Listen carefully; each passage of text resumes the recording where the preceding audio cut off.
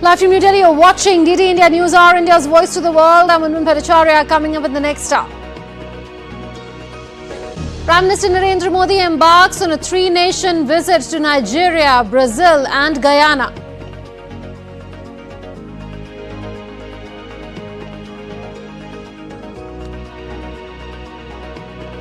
Terrorists do not terrorize India anymore. Prime Minister Narendra Modi at the Hindustan Times Leadership Summit in New Delhi. Ukraine President Zelenskyy says war will end sooner once Trump enters the White House. In sports, legendary boxer Mike Tyson's return to ring against Jake Paul ends in defeat. Netflix crashes during the bout.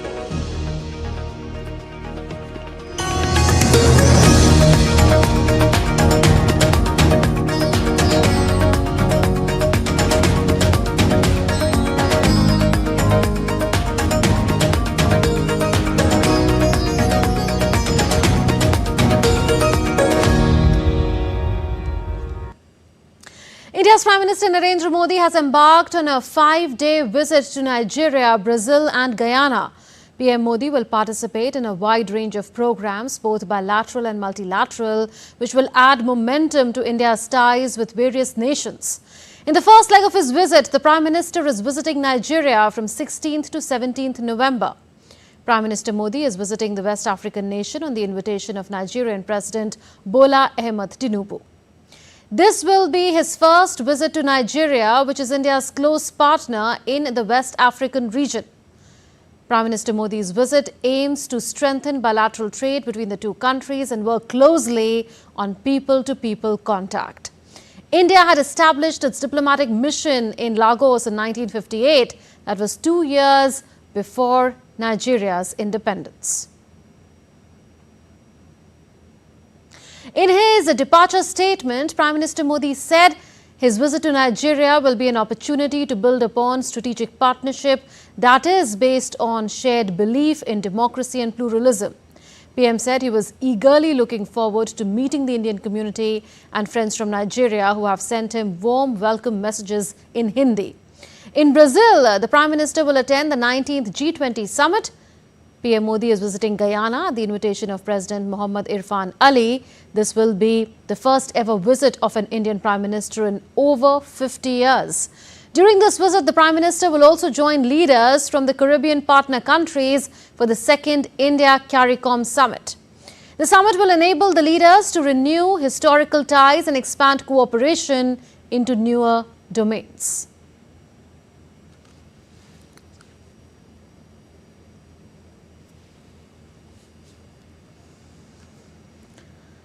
The Hindustan Times Leadership Summit 2024, marking a century of the institution, was held in New Delhi today. Addressing the gathering, Prime Minister shared his vision for India's future. Here's more on the key takeaways from the event. Prime Minister Narendra Modi released a commemorative stamp to honor the institution's century-long journey and applauded its role in shaping India's media landscape. Hindustan times ने अपने 100 साल में 25 साल गुलामी के देखे हैं और 75 साल आजादी के देखे हैं। इन 100 वर्षों में जिस शक्ति ने भारत का भाग्य बनाया है, भारत को दिशा दिखाई है, वो है भारत के सामान्य मानवी की सूझबूझ, भारत के सामान्य मानवी का सामर्थ्य. In his speech, the Prime Minister reflected on the major strides taken by his government over the last decade, pointing to advancements in infrastructure, digital innovation and social welfare reforms. He emphasized how these initiatives have laid a strong foundation for India's future growth. हम progress of the people, progress by the people, progress for the people के मंत्र को लेकर चल रहे हैं. हमारा उद्देश्य नया भारत बनाने का है, भारत को विकसित बनाने का है। और जब हम इस विराट लक्ष्य को लेकर निकल पड़े हैं, तो भारत की जनता ने भी हमें अपने विश्वास की पूंजी सौंपी है। Looking ahead, PM Modi outlined his vision for a modern India, driven by youth, technology and inclusivity. He reiterated his commitment to turning India into a global powerhouse, stating that the country's next century should be one of unprecedented growth and development. Investment हो, investment से employment generate हो, development हो, और वो development Bharat के नागरिकों की dignity बढ़ाए, डिग्निटी सुनिश्चित करें। The three-day HT summit comes to a close on Saturday evening with participants and speakers from across the globe sharing their thoughts on various fields ranging from politics, economics, geopolitics and entertainment. Dibyendu Mondal's report for DD India. So let's go back to our lead story. Prime Minister Narendra Modi has already departed for Nigeria. That will be the first stop of his three-nation tour to Nigeria, Brazil and to Guyana. DD India correspondent Vishal Baristo is joining us live from Abuja to talk about the various aspects of Prime Minister Narendra Modi's visit to Nigeria. Vishal, if you are with us, if you could break down for us expectations from Prime Minister Narendra Modi's visit and also his engagements in Nigeria.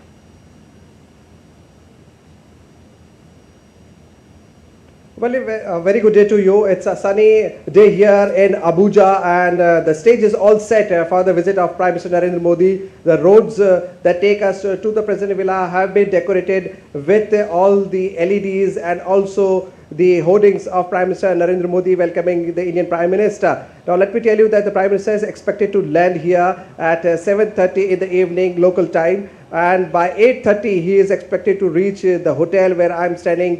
It is the Transcorp Hilton in Abuja. There's a lot of expectation here because this visit is happening after 17 years of long gap. And the last time the Indian Prime Minister visited Nigeria was 2007. So a lot of expectations. 3 MOUs have already been inked by both Nigeria and India, and that includes the cultural exchange, the custom cooperation, and also in the field of survey. We are expecting more after the Prime Minister reaches here. Tomorrow he will have a one-on-one with the President of Nigeria, on whose invitation Prime Minister Narendra Modi is here. And later in the day, we would have a meeting at the community hall, the Congress Hall, here in the hotel with the Indian diaspora. The Indian diaspora constitutes of 50,000 strong population. They are very, very strong, and they are the backbone of Nigerian economy, because the Indian industries are the second largest employer of the Nigerians after the federal government. Right. Also tell us, Vishal, about the expectations of the Indian diaspora. We have a thriving Indian diaspora in Nigeria, and they've also written to Prime Minister in Hindi anticipating his visit.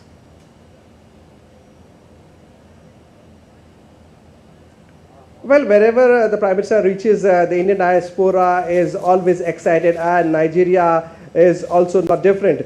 The Indian diaspora who are there in Lagos, mainly because Lagos is the industrial hub and also the older capital of Nigeria, are reaching here. In fact, there is a very interesting thing happened before the arrival of Prime Minister Narendra Modi. Dostana Club, which constitutes of Nigerians, Hindi-speaking Nigerians, they have also released a video message welcoming Prime Minister Narendra Modi, and PM Modi has also retweeted that message, and that message is very interesting because it is in Hindi. And apart from that, the Indian diaspora are coming from Lagos. They are here in Abuja and also different parts of the country. Because of the limited accommodation, not all could be accommodated, but they would be welcoming the Prime Minister on way to the hotel. Then here today, when he arrives here at the hotel, they would be welcoming him. And also a selected group has been invited to interact with the Prime Minister inside the hotel tomorrow. The Indian community is also very excited because they feel very proud about the achievements India has made after Prime Minister Narendra Modi took over the reins of the country in 2014. and India being the 5th largest economy, and we are all hoping that by 2030 India would be there in the top 3 bracket. And the call that the Prime Minister has given during the Amrit Kal that by 2047 we have to become a developed nation, Viksit Bharat. For that call also the people of Nigeria are very, very excited, and they want to they want to make sure that they are here. They want to make sure that they get to talk to the Prime Minister. They want to make sure that they assure the Prime Minister that they would be closely following the call given by the Prime Minister, Yes. that wherever Indians are there, they should all cooperate, and they should all unite for the dream of Viksit Bharat by 2047. Yes, Vishal, taking this forward, if you could also contextualize the visit of the Prime Minister in terms of how this could further boost the bilateral relationship across sectors. You already told us the 3 MOUs have been inked by India and Nigeria already ahead of Prime Minister's arrival there. Also, what kind of regional influence would Nigeria have, considering that it's actively participating increasingly in the affairs of the African Union as well?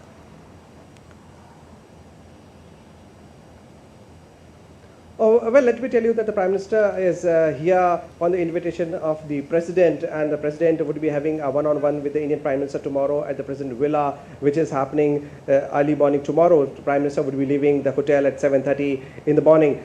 So a lot of consultations are being underway, and let me tell you that Prime Minister is coming with a high-level delegation, and we are also informed that the Minister of External Affairs, Dr. S. Jaishankar, is also accompanying him. So there are different issues apart from the 3 MOUs that have been inked.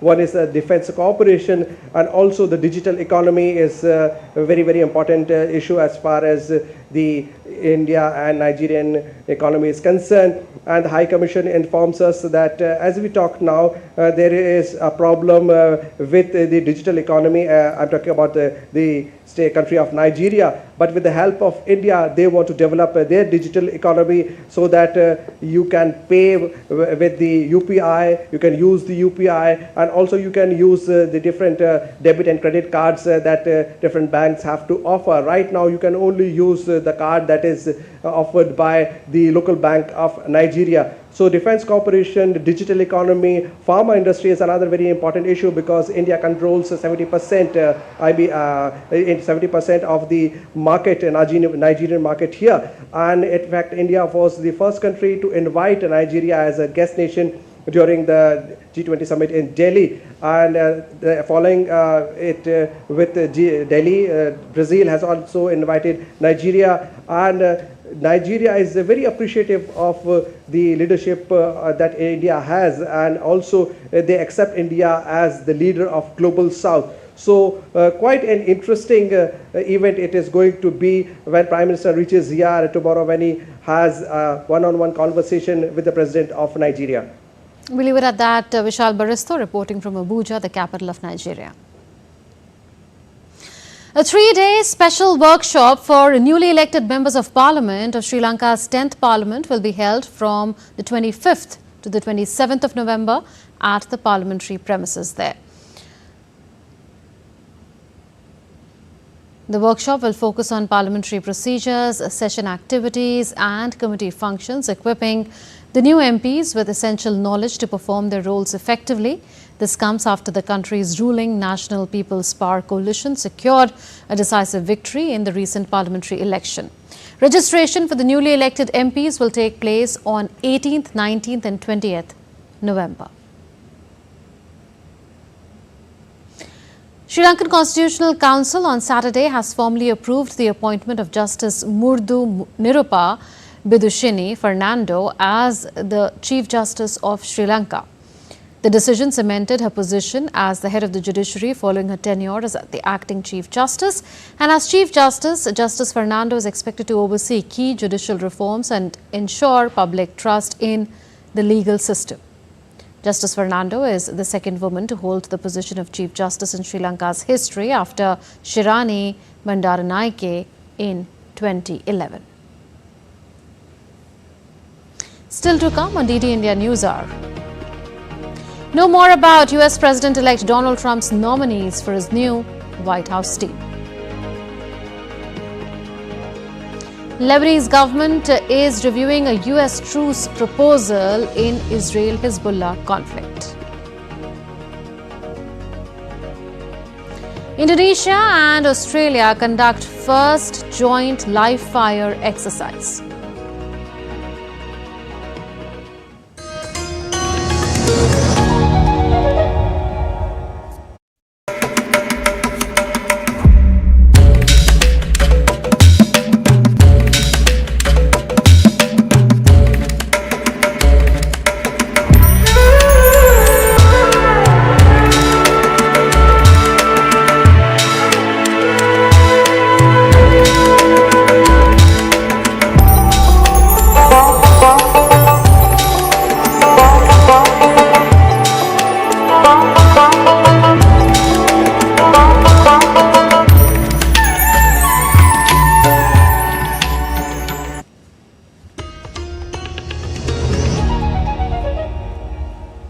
Welcome back. You're watching DD India News Hour with me, Munmun Bhattacharya. US President-elect Donald Trump continues to nominate allies for his new White House team. Trump on Friday announced the name of Caroline Leavitt as the latest addition to his cabinet to serve as White House press secretary. Leavitt, who previously held the role of National Press Secretary for Trump's 2024 US presidential campaign, was also part of the Trump administration as Assistant Press Secretary of the White House during his first tenure. Earlier, US President-elect selected his campaign spokesperson, Stephen Cheung, as White House Communications Director, as well as named Sergio Gore to lead the Presidential Personnel Office. Trump also announced on Friday that North Dakota Governor Doug Burgum, his choice to head the Interior Department, will also lead a newly created National Energy Council that will seek to establish U.S. quote-unquote energy dominance around the world. US President Joe Biden will meet Chinese President Xi Jinping on the sidelines of the APEC summit in Peru's capital, Lima. This will be the third in-person meeting between the two leaders who met earlier in Indonesia's Bali at the G20 summit in 2022 and again in California during the APEC summit in 2023. The meeting is expected to be the last meeting between the two leaders of the two major economies. The two leaders are expected to review bilateral relations between the two nations during the meeting. The US President met with leaders of Japan and South Korea on Friday, aiming to solidify diplomatic progress ahead of the upcoming Trump administration. The meeting was held on the sidelines of the Asia-Pacific Economic Cooperation Summit in Lima, Peru. Discussions focused on regional challenges, including rising tensions with North Korea, which has deployed troops to Russia in support of its conflict in Ukraine, and the nation's ongoing nuclear weapons program. We've now reached the moment of significant political change, and I congratulate the Prime Minister for his taking office, and this is likely to be my last trilateral meeting with this important group, but I'm proud to have helped be one of the parts of building this partnership. I truly believe cooperation of our countries will be the foundation to peace and stability in the Indo-Pacific for many years to come if we stay together. In order to effectively respond to international challenges of intensifying complexity, our trilateral partnership has become more important than ever. I look forward to furthering our partnership in response against North Korea and in many other areas. Since the Camp David Leaders Summit last year, led by President Biden, our trilateral cooperation has become and is becoming stronger every day. The trilateral cooperation now goes beyond the security, as it has developed into comprehensive and institutional cooperation that encompasses economy, advanced technologies such as AI and quantum technology, as well as exchange between future generations. U.S. Secretary of State Antony Blinken said the U.S. counts on partnerships in the Asia-Pacific. Speaking at the APEC summit in Lima on Friday, Blinken highlighted the U.S. trilateral cooperation with Japan and South Korea, as well as deepened ties with India, Japan, Australia and ASEAN. Here in the Asia-Pacific, we bolstered trilateral cooperation with Japan and Korea. We deepened ties with the Quad, India, Japan and Australia, and ASEAN. We've elevated our relationships with Vietnam and Indonesia. We launched the Indo-Pacific Economic Framework, bringing together 14 countries, some 40% of the world's GDP, to build more secure supply chains, to combat corruption, to transition to clean energy. We stepped up our engagement with APEC, including welcoming many of you to San Francisco last year, where we secured important new commitments toward creating a more resilient and sustainable future for all of us, like strengthening our food systems, increasing women's economic participation. Meanwhile, on the sidelines of the APEC forum, China's President Xi Jinping met fellow Asian leaders, including Japanese Prime Minister Shigeru Ishiba, on Friday. Reportedly, Xi told Ishiba in their first meeting that China hoped Japan would properly handle major issues such as history and Taiwan, whereas Ishiba, who took office in October, told Xi that Japan wanted to build a constructive and stable relationship, but expressed concerns about Chinese maritime activities. On to updates from West Asia now. A series of heavy Israeli airstrikes struck the southern suburbs of Beirut on Friday for the fourth consecutive day as Lebanese officials studied a U.S. plan for a ceasefire. The Lebanese government is reviewing a U.S. truce proposal in the Hezbollah-Israel conflict nearly 2 months since cross-border clashes escalated. Ceasefire efforts spearheaded by the United States and France have so far failed to halt the hostilities between Israel and Hezbollah. U.S. Ambassador Lisa Johnson discussed a 13-point proposal with senior Lebanese officials on Thursday. Israel has yet to respond to that plan. If an agreement is reached, Washington and Paris would issue a joint statement, followed by a 60-day truce, during which Lebanon will redeploy troops in the southern border area near Israel. Meanwhile, Iran has expressed support for any decision made by Lebanon to secure a ceasefire with Israel. Ali Larijani, a senior advisor to Iran's supreme leader, Ayatollah Ali Khamenei, met Lebanese officials in Beirut on Friday, the third high-profile Iranian solidarity visit since the Israel-Hezbollah conflict began in September. Speaking to the media after meeting the Lebanese Prime Minister and Parliament Speaker, Ali Larijani said, Tehran wants to see an end to the conflict. He said Iran supports the Lebanese nation under all circumstances. Dutch Prime Minister Dick Schoof saved his governing coalition on Friday despite threats of an exodus by cabinet members over the right-wing government's response to violence against Israeli soccer fans last week.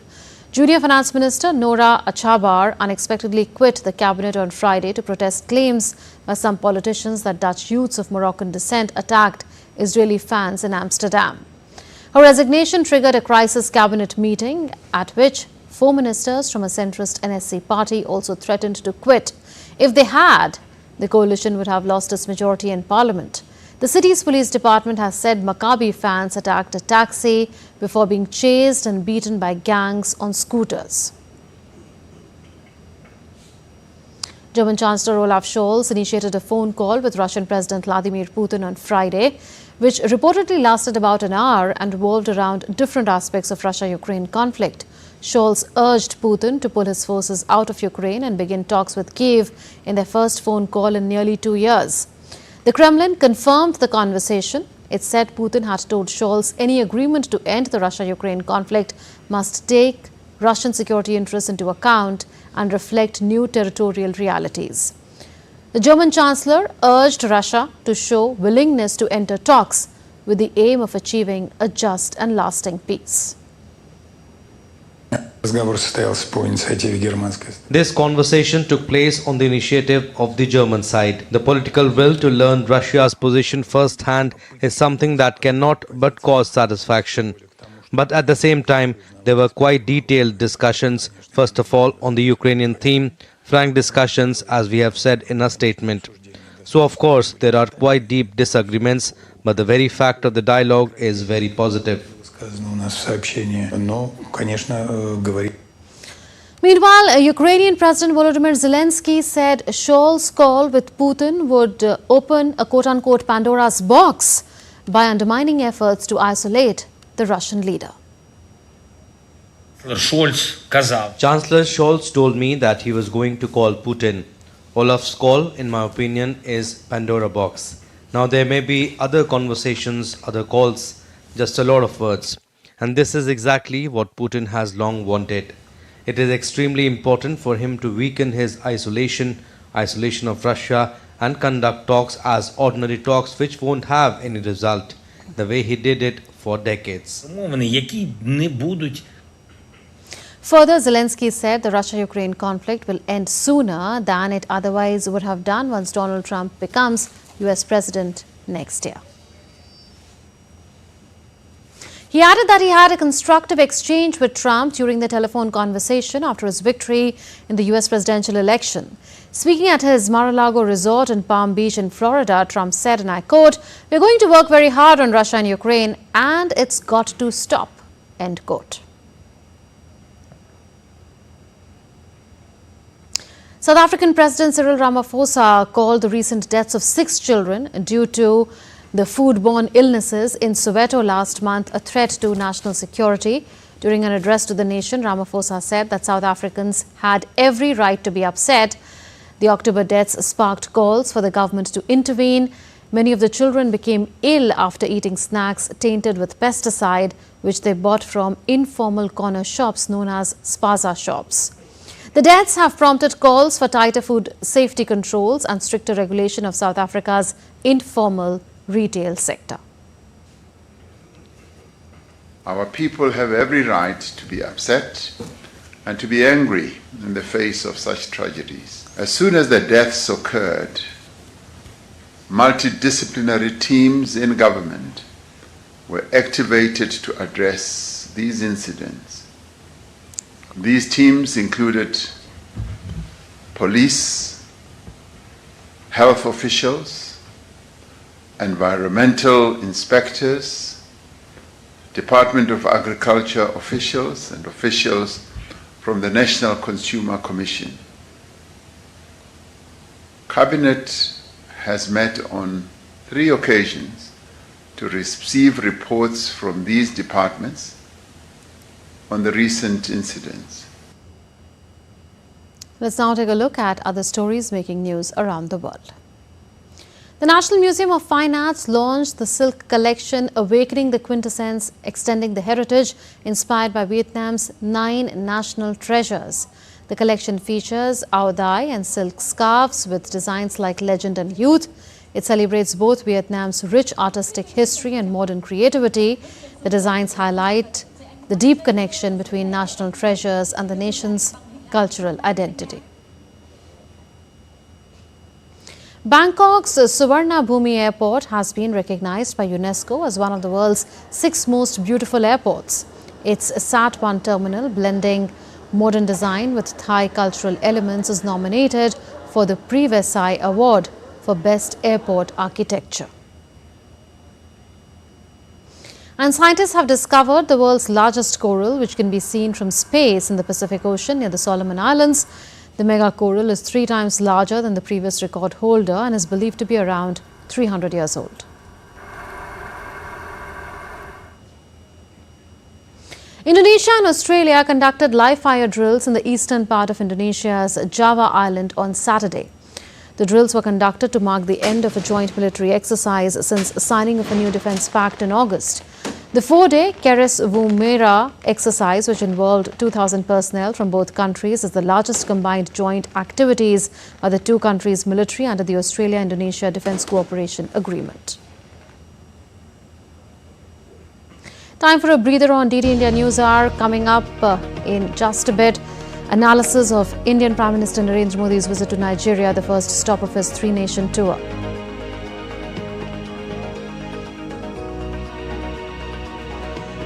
Speaker of India's lower house of parliament inaugurates a 4th Audit Divas in New Delhi, says India's CAG will become a guide for the world.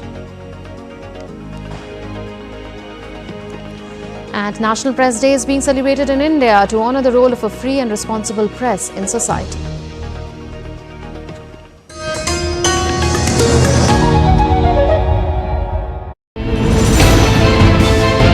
Geopolitics and trade deals. Economic challenges amid development. Hard work and the path to prosperity. It's the economy always. Between walkers, money is what money does and says. Supply creates its own demand. Between the bulls pulls and bears tears. When supply chains globalization and India rises to the podium.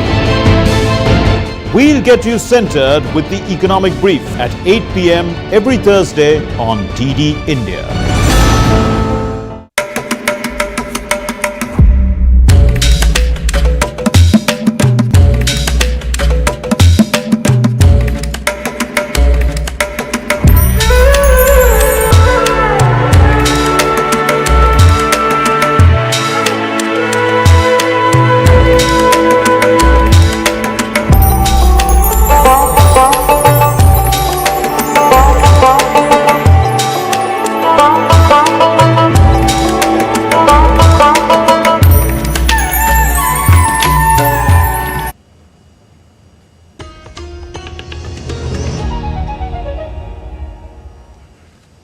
Welcome back. You're watching DD India News Hour with me, Munmun Bhattacharya. A recap of the headlines.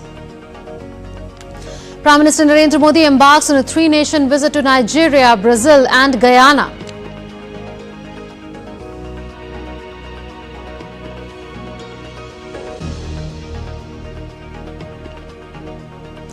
Ukraine's President Zelenskyy says war will end sooner once Trump enters the White House. In sports, legendary boxer Mike Tyson's return to the ring against Jake Paul ends in defeat. Netflix crashes during the bout. Let's now discuss the import of Prime Minister Narendra Modi's visit to Nigeria. He's already left for a three-nation tour, the first stop being Nigeria. To talk about that, we are being joined by Mahesh Sachdev, former Indian High Commissioner to Nigeria. High Commissioner, such a pleasure to have you on DD India. We know this is the first visit of an Indian Prime Minister to Nigeria in 17 long years. And in 2007, we know both countries had raised the status of their bilateral relationship to a strategic partnership. And our diplomatic relations have also transformed from a historical partnership to strategic partnership. Tell us, what kind of promise does this visit of PM Modi really hold for bilateral ties? Thank you for having me. It's a pleasure. I believe that this visit is both opportune as well as full of potential. India and Nigeria have very cordial ties. They are already fairly substantive, but there are areas which require renewal, and both countries have evolved over the period of 17 years, and therefore new complementarities, new drivers need to be located, and I think Abuja summit tomorrow would play a seminal role in redefining the relations and taking it further upwards. High Commissioner, throughout the decades from 60s to 80s, teachers and doctors from India did play a crucial role during the formative years of Nigeria, if you may put it like that, after its independence. A generation of Nigerians today in their 40s to 60s have been taught by Indian teachers and also treated by Indian doctors. So what role have people-to-people ties played in cementing the bilateral ties? I think you raised a very important issue, and this aspect has played a very, very important role in bilateral ties.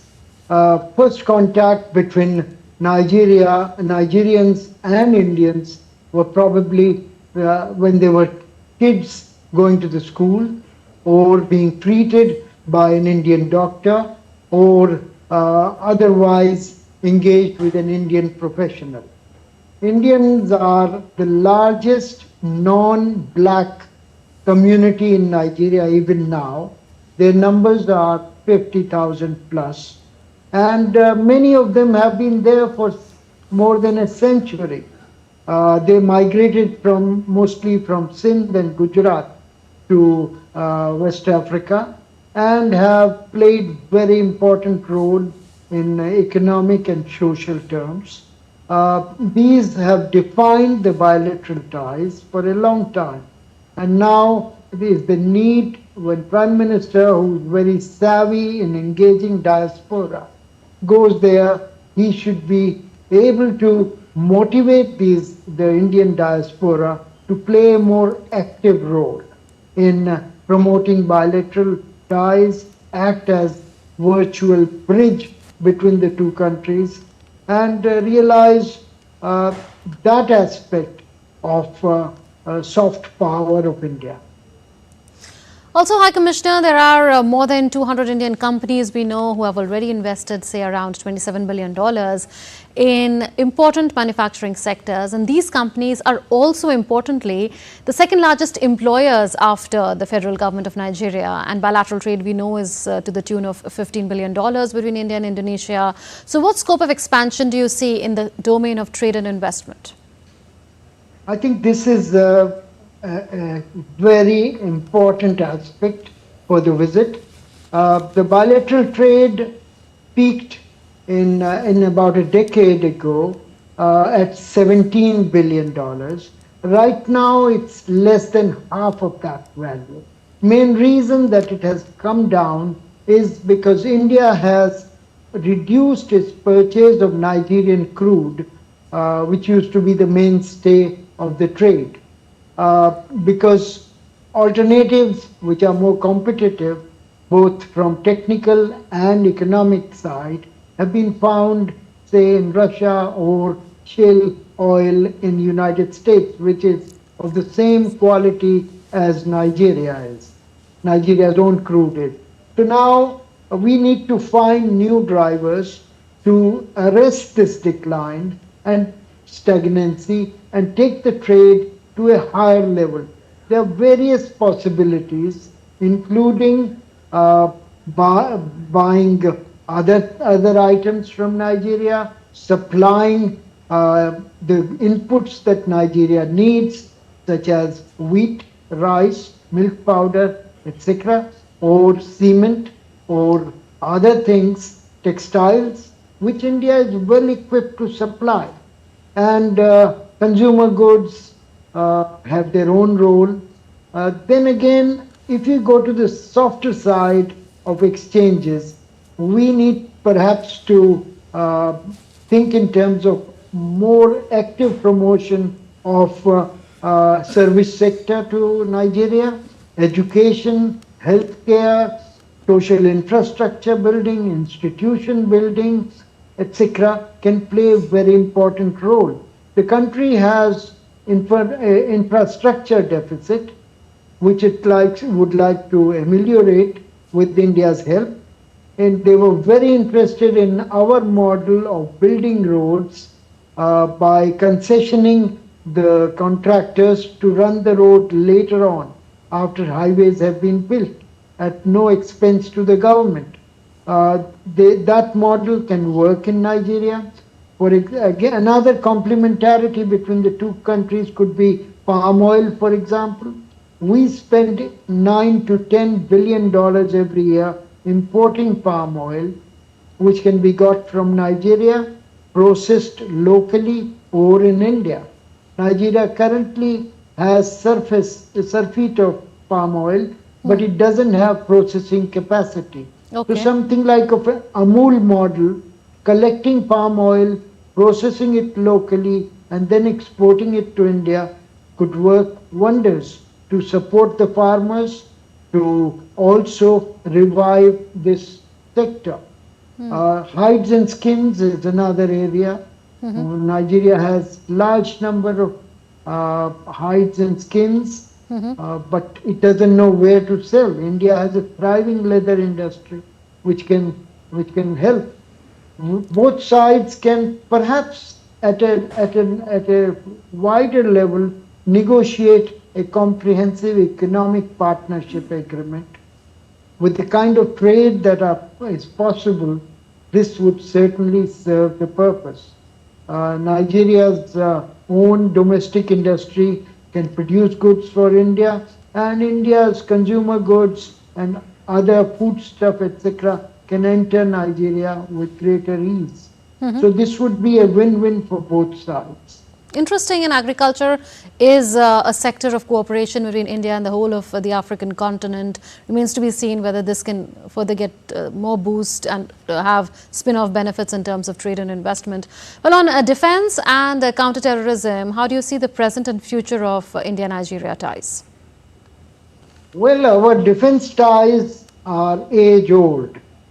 Right from independence of Nigeria in 1960 till now, 7 of the Nigerian presidents were trained in India at various times as defense officers. And they have retained those fond memories of being in India, for example, and have created a groundswell in India's favor. India was India's only foreign foray in establishing a national defense college was in Nigeria, which is still working and producing Nigerian officers of caliber. Now, at the moment, Nigeria has headwinds with regard to security and defense. The area is rife with Islamic terrorism like Boko Haram, oil bunkering, piracy, and the neighborhood is full of hotspots like Niger and other areas, Mali, etc., where there are rebellions and Islamic insurgencies, etc. Nigeria being the largest country in ECOWAS, the West African Union, is expected to play a leading role in defending, securing that area. And it would like India to be on its side once again in defense sector to be able to do so. And I think as a fellow democracy, multi-ethnic and multilingual society, it should be in our interest to do so. The entire gamut of these possibilities rests on financial facilitation and creating, contacts and connectivity. Okay. There is currently no flights to Nigeria. There are no direct shipping links to Nigeria. All this raises the cost of doing business with that country, and it's no wonder that our trade has been declining vis-a-vis countries that have these kind of excesses. So a lot of potential there. One would like to also recommend that we work on connecting West Africa directly with India to facilitate trade and people-to-people contacts. Interesting. Towards the end, with Nigeria playing an increasingly active role in the African region, in the African Union particularly, could it play a key role in bringing India and Africa together and closer? Of course it can. Nigeria is the largest country in Africa. Until a couple of years ago, it used to be the largest economy of the continent. And it was the largest trading partner of India in its heydays when the trade was $17 or $15 billion. So why not? I think with the goodwill that we enjoy in Nigeria and the substantive ties, as you have yourself mentioned, $27 billion of investment, 200 Indian companies with footprints there. This can happen, and this should happen.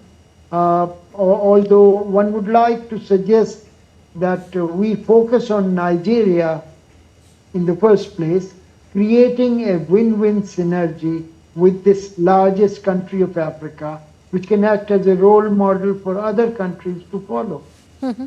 We'll leave it at that. High Commissioner, such a pleasure to have you on DD India, and thank you so much for putting into context for us India-Nigeria ties in relation to Prime Minister Narendra Modi's visit to Nigeria.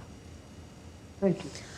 The Speaker of the lower house of Indian Parliament, Lok Sabha, Om Birla, inaugurated the 4th Audit Divas celebrations that were organized by the Office of the Comptroller and Auditor General of India on Saturday in New Delhi. Lok Sabha Speaker Om Birla expressed confidence that India's CAG will become the guide for the world in the coming times, and other countries of the world will adopt India's audit system.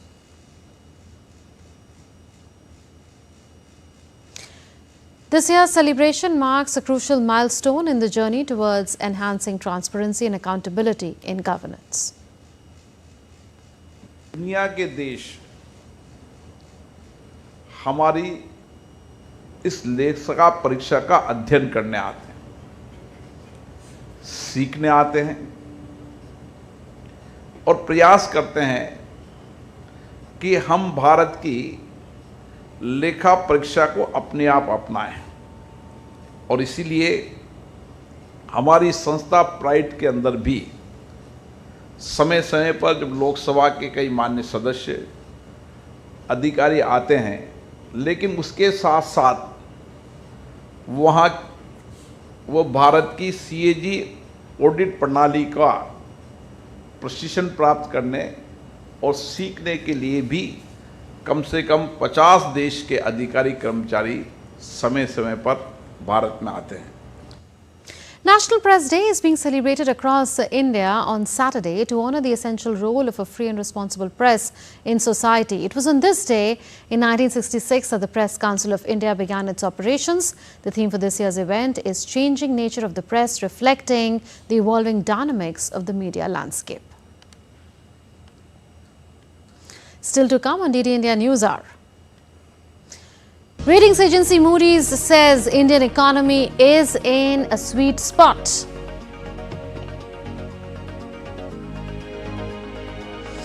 Ronaldo scores a brace as Portugal crush Poland 5-1 to reach the Nations League quarterfinals. A large, bright supermoon lights up the skies in different parts of the world.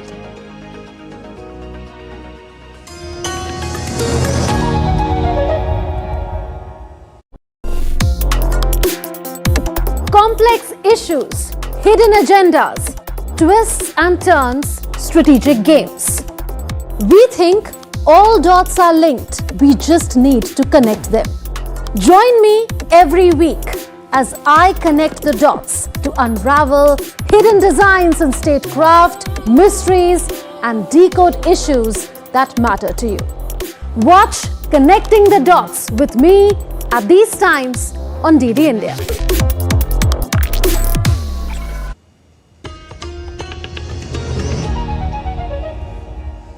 Welcome back. You're watching DD India News Hour with me, Munmun Bhattacharya.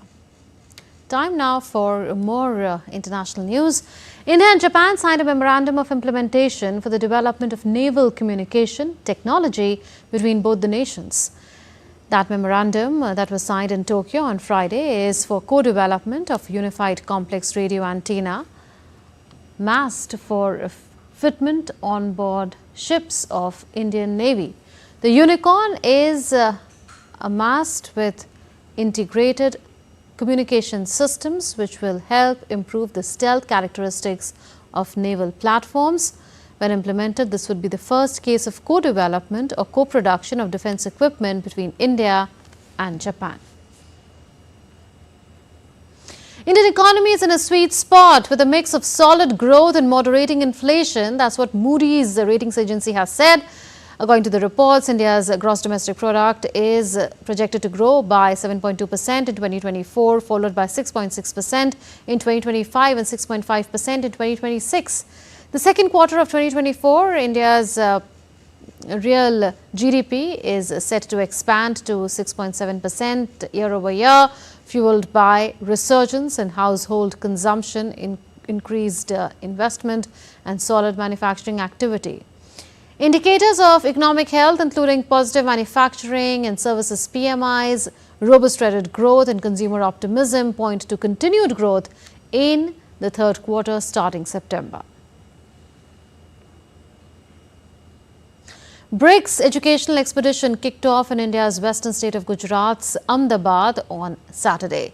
The three-day educational expenditure is aimed at creating a community of young leaders who share the values and principles of unification and work towards strengthening international youth cooperation in BRICS. DD India talked exclusively with some of the young leaders at the event. We have very strong relations with India, and our leaders, Vladimir Putin and Narendra Modi, always emphasize our strong relations between our countries. And BRICS is about different direction of activities of cooperation, and youth policy is one of them. We work with Russian youth and with foreign youth, and BRICS is one of our main priority, and BRICS youth. And I want to thank so much the Minister for Youth and Sport of India for supporting us in all our activities. We have a very deep connection to each other. I see when I travel to BRICS countries tremendous enthusiasm from youth about BRICS and about the possibilities, the prospects that this bloc gives to them, to the future. Let's now take a look at some other stories making news. 5 Naxalites were killed and 2 Jawans injured in an encounter in Chhattisgarh's Bastar region on Saturday. Security forces recovered large number of weapons from the site. Search operation is still underway. India's National Disaster Management Authority or NDMA is showcasing its commitment to disaster preparedness at the 43rd India International Trade Fair 2024. NDMA's participation aims to raise awareness on disaster resilience through innovative solutions. Visitors are loving the virtual reality exhibit at the NDMA stall at the trade fair underway at Pragati Maidan in New Delhi. The Indian Air Force successfully conducted a challenging bicycle expedition to Adi Kailash, Lipu Lake Pass and Om Parvat in the northern Indian state of Uttarakhand. The historic journey, led by Group Captain Bhavna Mehra, was organized by Air Force Station Agra under the Vibrant Village project. Time now for all the sports updates. Legendary boxer Mike Tyson's return to ring ended in a defeat with YouTuber turned boxer Jake Paul cruising to victory in Texas. 58-year-old Tyson barely landed a punch during the 8-round bout at the AT&T Stadium in Arlington, with Paul winning by big margins. 27-year-old Paul used his superior speed and movement to dominate the aging Tyson with ease and had the former heavyweight champion in trouble after landing a flurry of punches in the third round.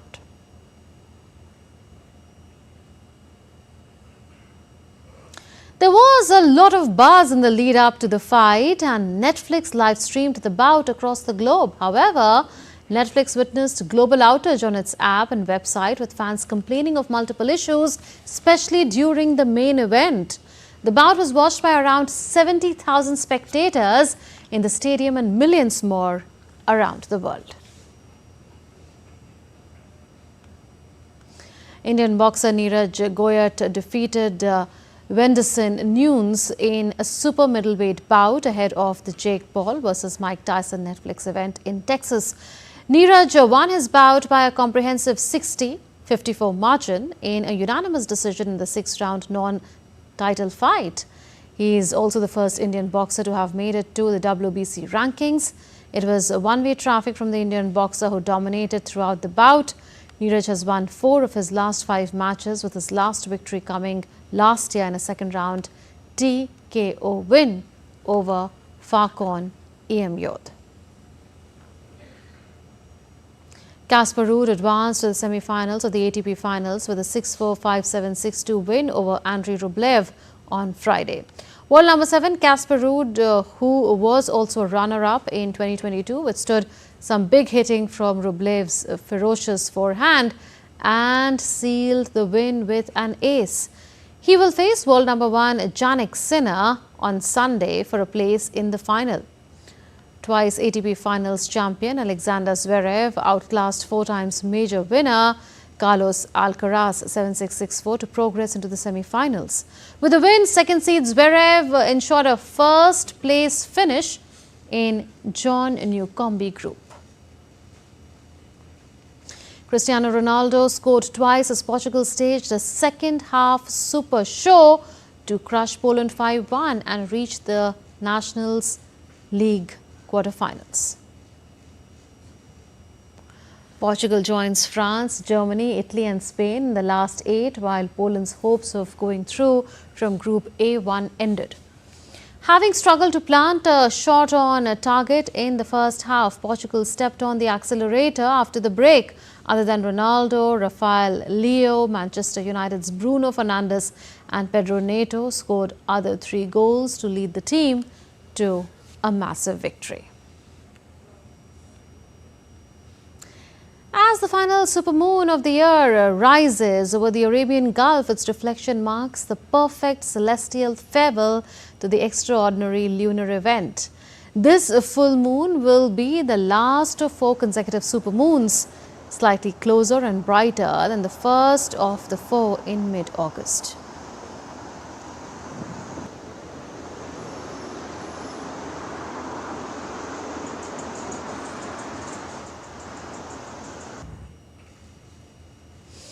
That's it then in this edition of DT India News Hour, but do share your thoughts with us on the news of the day. For those on the go, you can catch all the latest news and updates from India and across the world on the DT India mobile app. This app is available on both Android and iOS platforms. You can scan the QR code on the screen to download now. We'll be back with more news as it breaks here on DT India. This is Munmun Bhattacharya from all of us here in Delhi. Thanks for watching DT India News Hour. Namaskar.